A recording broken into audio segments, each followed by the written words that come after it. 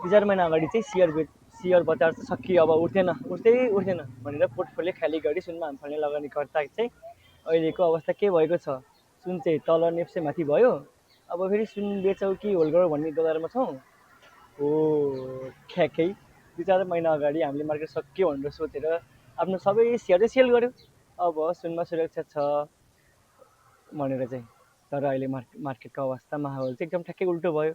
सुन चाहिँ भारी गिरावट हुँदै आइरहेको छ भने नेप्सेमा चाहिँ उकालो लागिरहेको छ है।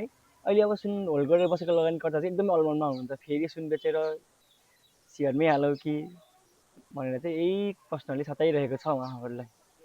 अनि यता हेर्दा चाहिँ सेयर बजारमा करेक्सन आउला जस्तो कतै पनि देखिँदैन।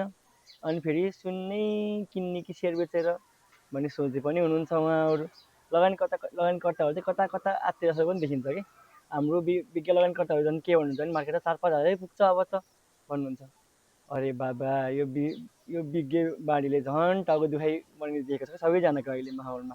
अब के गर्ने? सुन्नै फेरि किन्ने सेयर, अथवा सुन्नै होल्ड गर्ने, अथवा सुन्नै बेचेर सेयर किन्ने कि भनेर चाहिँ एकदमै धेरै अलमलमा हुनुहुन्छ। अब तपाईँहरू नै के गर्ने भन्नुहोस् ल है। यस्तै उल्टो सुल्टो जानकारीको लागि, यस्तै विश्लेषणको लागि चाहिँ मलाई फलो गर्नुहोस् है सबैजनाले। धन्यवाद।